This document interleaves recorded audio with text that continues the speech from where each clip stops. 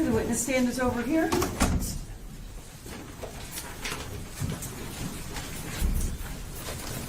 Before you sit down, please raise your right hand. Be sure to tell the truth, whole truth, nothing but the truth, so help you God. I do. Have a seat. You're under oath. Please state and spell your name for me. All right.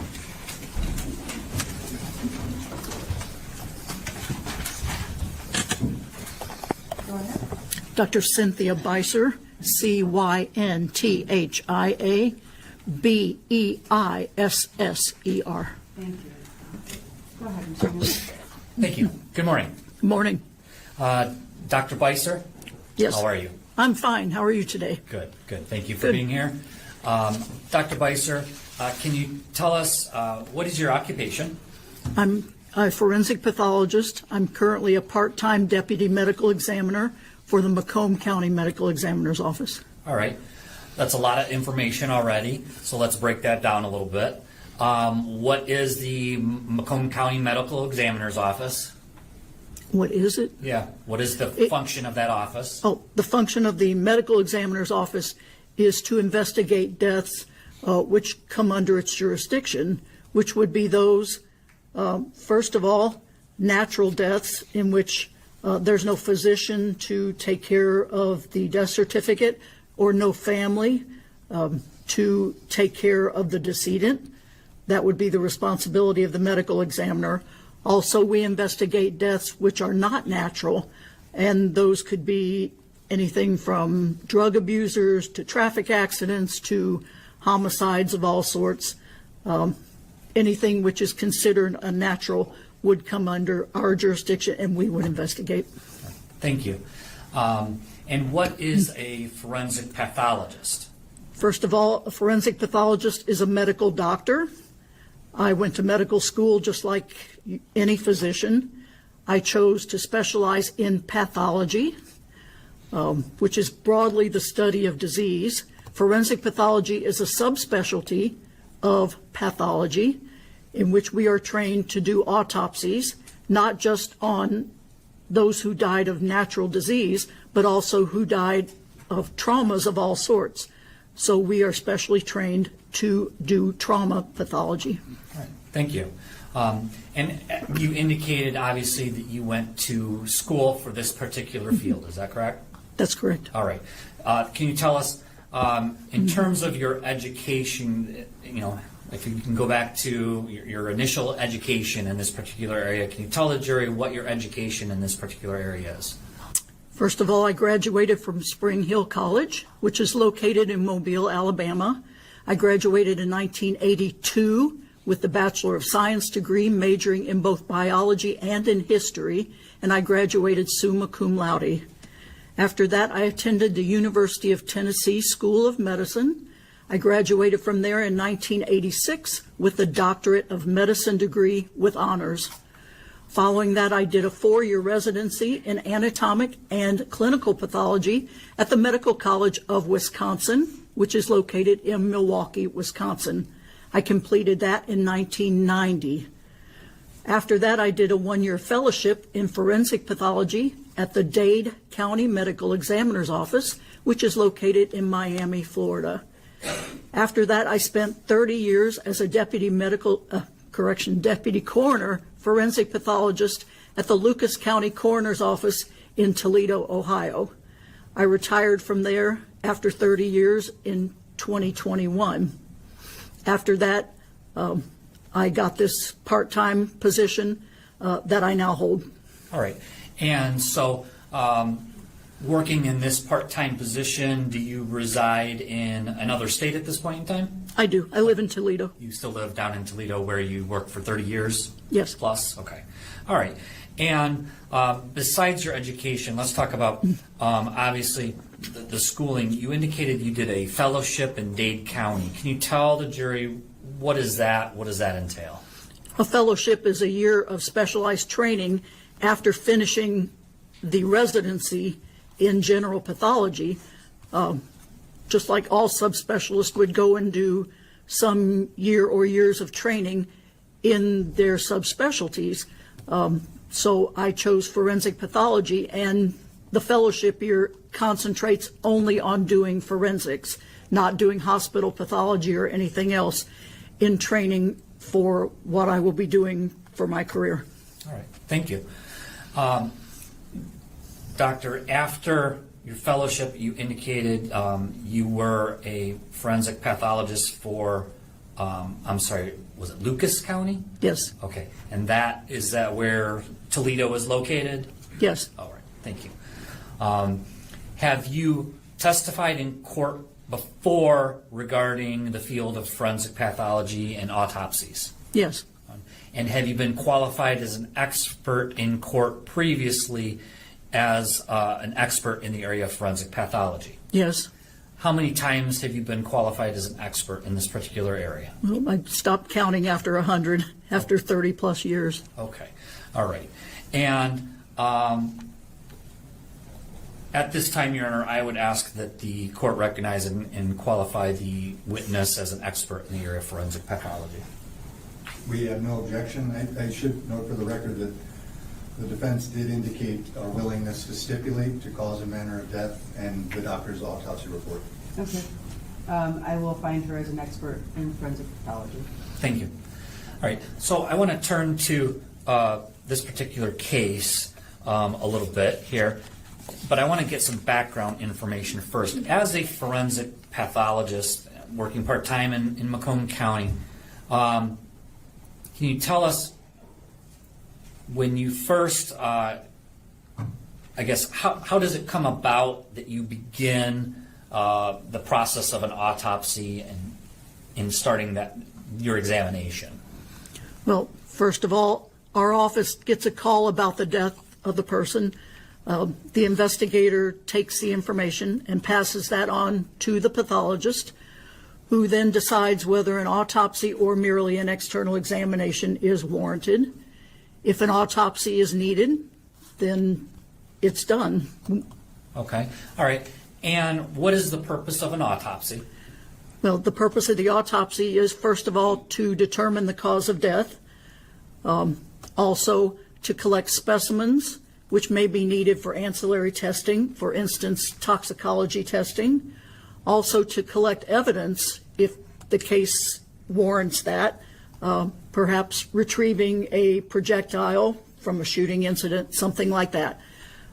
So it varies depending on what the case is. All right.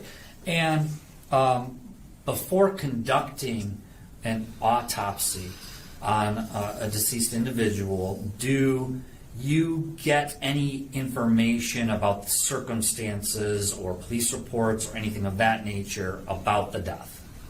Yes, but the investigator takes the original report. He or she collects evidence or collects information from the informant. That may be the hospital, that may be, police officers, whoever is calling in to report the death would give us what information they have. Okay, all right.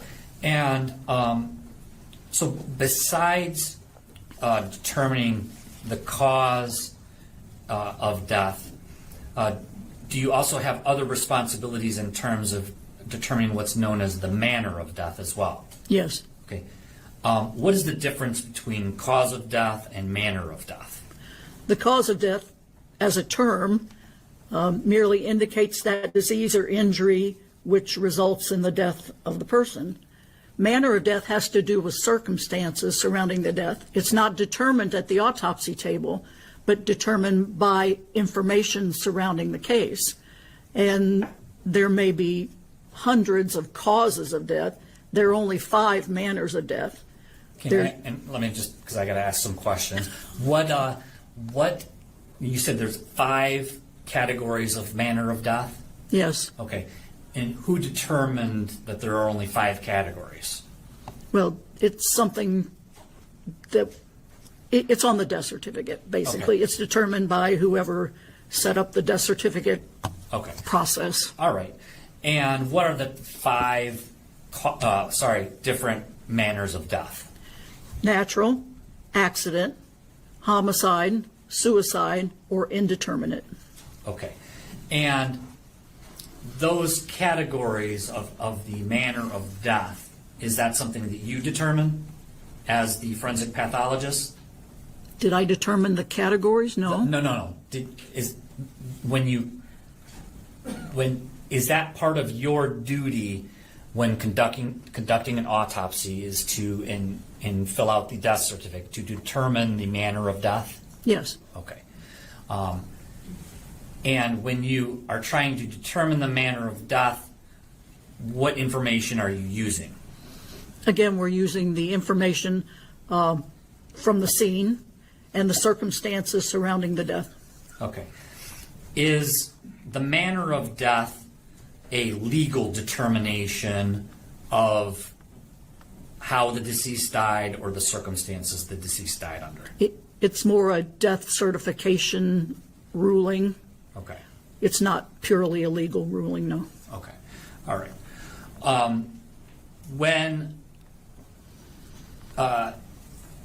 As you were working with the Macomb County Medical Examiner's Office, at some point were you assigned, I guess, the duty of doing an autopsy for an individual by the name of Cedric Hayden Jr.? Yes. All right. Your Honor, for the record, I would ask at this point, there is a stipulation to admission of People's Exhibit 7, which is a photograph of Cedric Hayden Jr., and the stipulation being that the individual Cedric Hayden Jr. was the driver of the white Dodge Durango, Your Honor. That is correct, Your Honor. Okay, go ahead. Thank you. Submitted. And so do you recall, when was it that you became involved in your, investigation and autopsy of Cedric Hayden Jr.? The autopsy was performed on October 1st of 2024. Okay. And when you conducted the autopsy with regards to Mr. Hayden Jr., tell us, I guess, procedurally, where do you start? What do you do? Well, an autopsy consists of the external examination and the internal examination. Obviously, we start with the external examination. The body is first of all photographed as received, clothing, nude, whatever that may be. The clothing, the jewelry, anything on the body is recorded, as well as injuries or evidence of natural disease, which may be evident on the body. The body is stripped, cleaned, again, I would look at the body, again, recording anything I may see, in addition to what I call the vital statistics: height, weight, hair color, eye color, that sort of thing. After determining that, what would you do next? Then I would proceed with the internal examination, which is the detailed dissection of the internal organs. I'm looking for evidence of disease or evidence of trauma, or if I'm dealing with an infant, I may be looking for congenital birth defects, anything which would help me to come to some conclusion as to the cause of death. Also, during the internal examination, I'm collecting specimens, the blood, the urine, vitreous fluid from the eye, that sort of thing, for ancillary testing if the case warrants that. Okay, thank you. And so when you conducted the autopsy with regards to Mr. Hayden Jr., did you use the procedures and steps that you just indicated for the jury? Yes. All right. And I want to start with the external examination, because that's, you said, where you start, correct? Yes. All right. Can you describe for the jury what you found with regards to anything of note with regards to the external examination of Mr. Hayden? He had evidence of some blunt force injuries. Okay.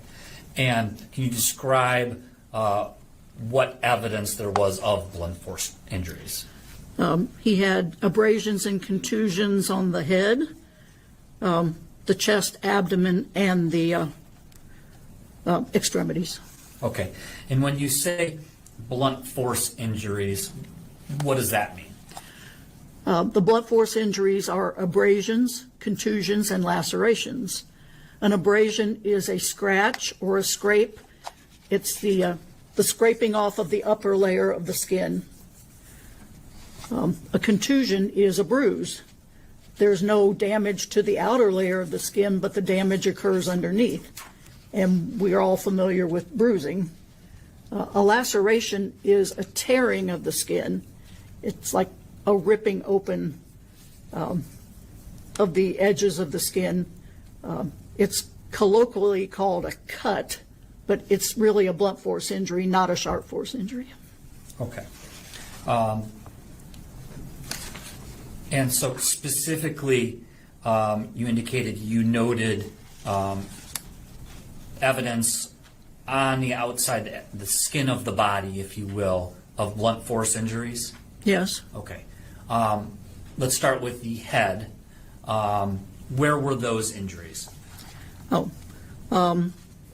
They were on the left side of the head, on the lip and inside of the mouth.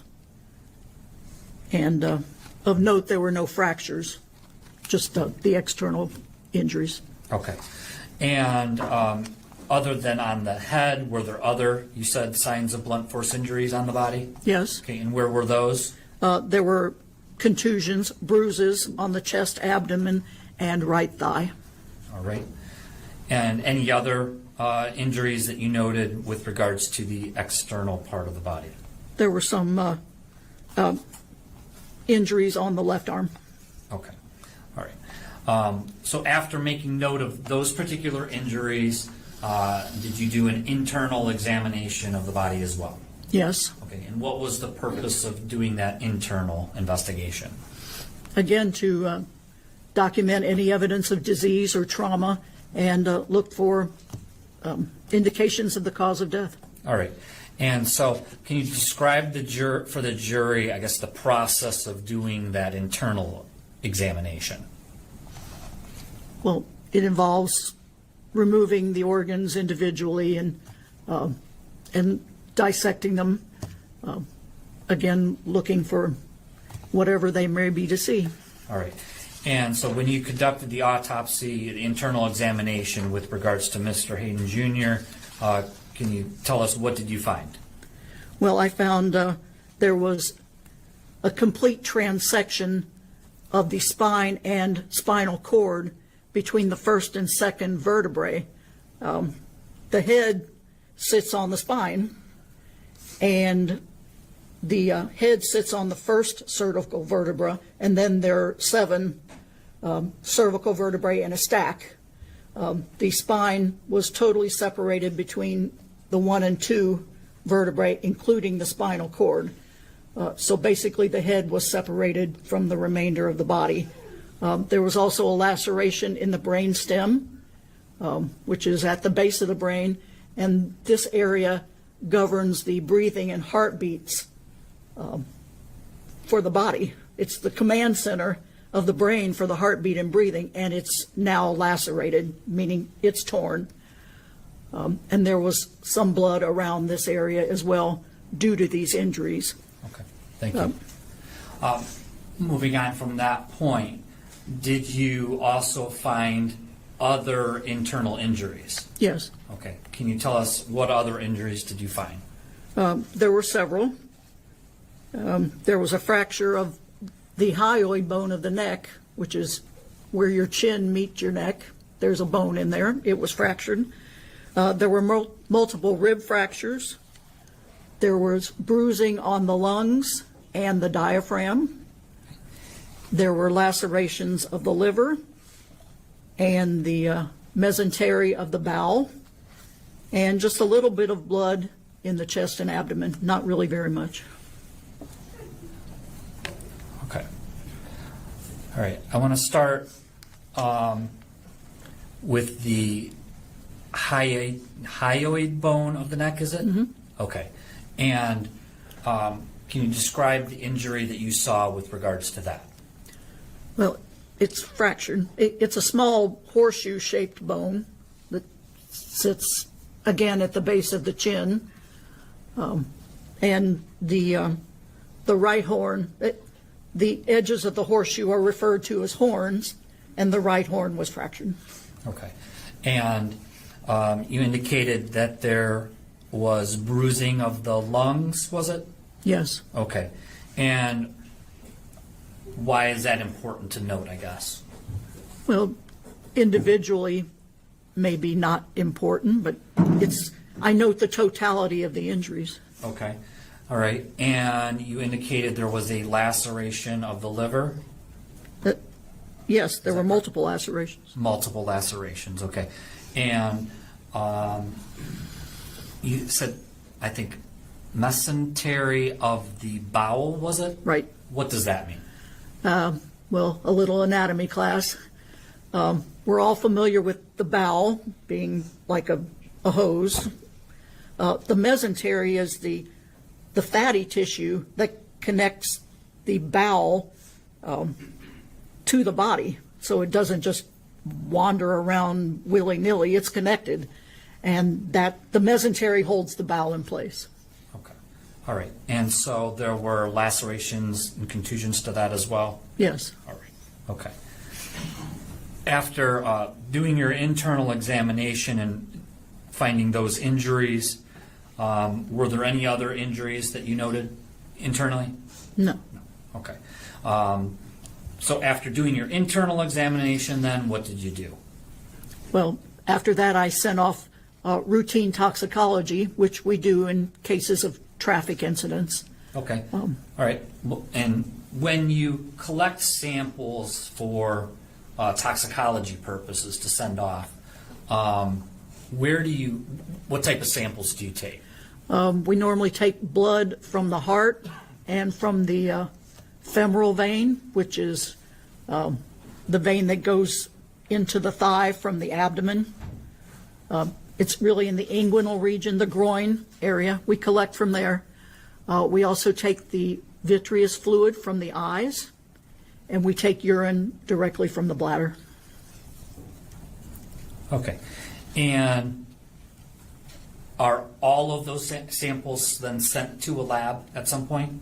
No, we retain some of them. Okay. Do you know in this particular case which sample would have been sent to a lab?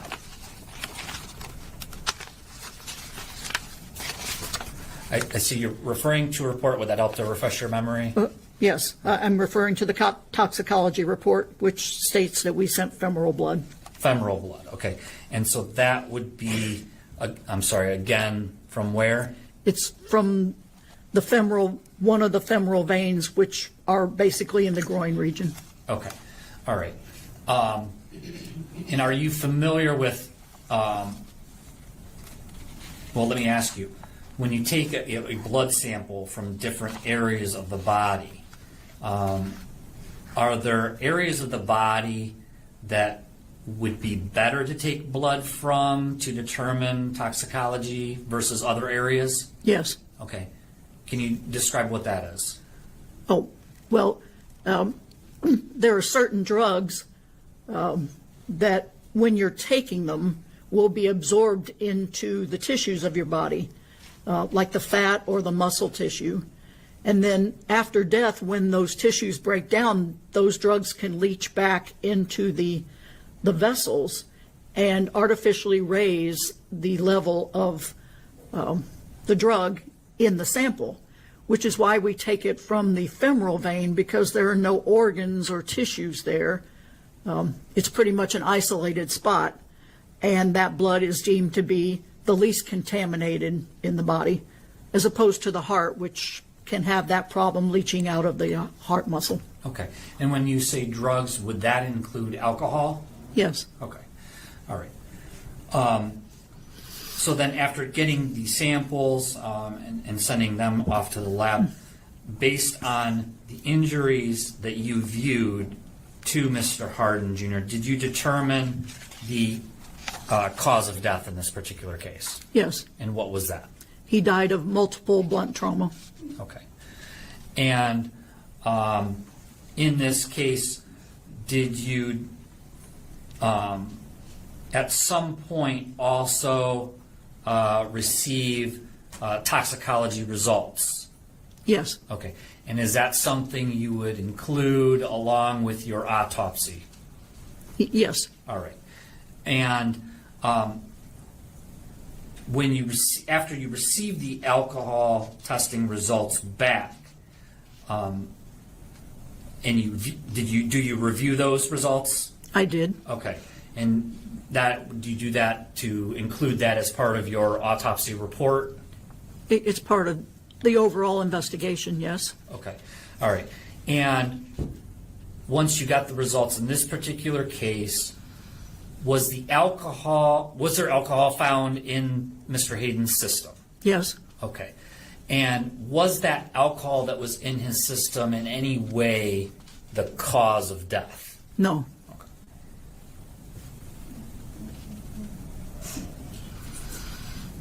And what was the alcohol intoxication result that was received?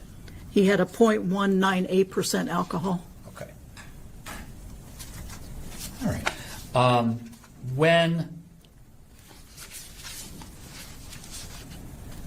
Once you've obtained all of those results, then do you complete a report Yes. for to give all of your findings? Yes. All right. I'm going to hand to you what's been marked as people's proposed exhibit number 16. May I see? Yeah, sure.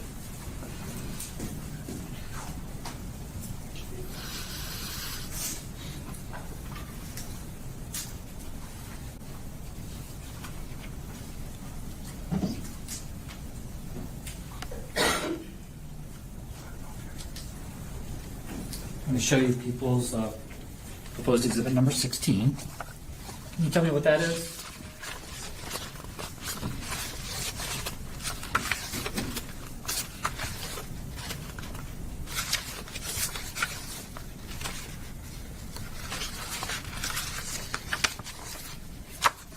This is a copy of the autopsy report and the toxicology report. Okay.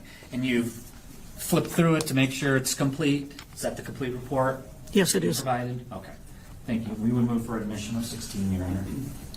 No objection. It's admitted. Thank you.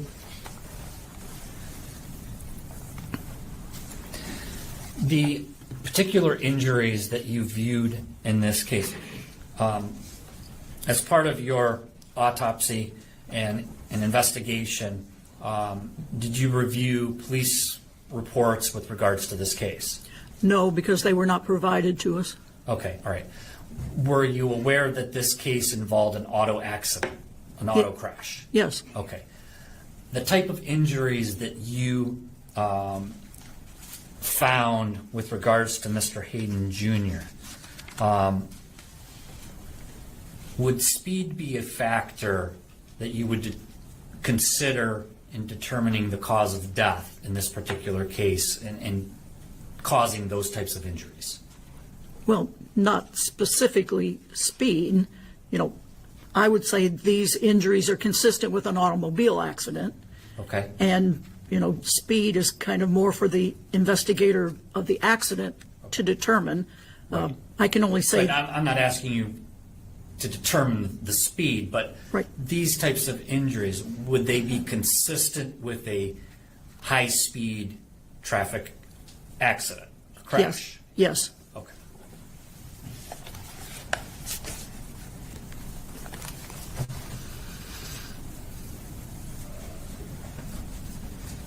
Thank you. Nothing further. You're welcome. Thank you. Go ahead.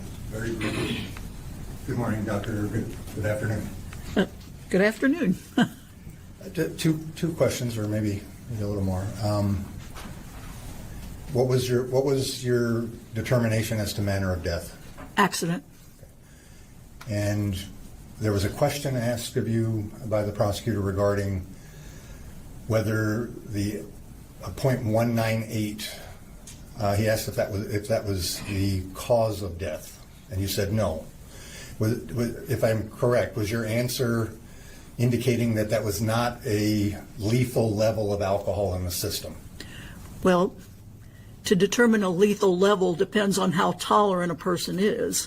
0.19 is about 2.5 times the legal limit of 0.08 Correct. for operating a motor vehicle. So most people could probably tolerate that. But again, you know, if you had someone who never drank anything, they may be in a real problem with that. So I can't really say that.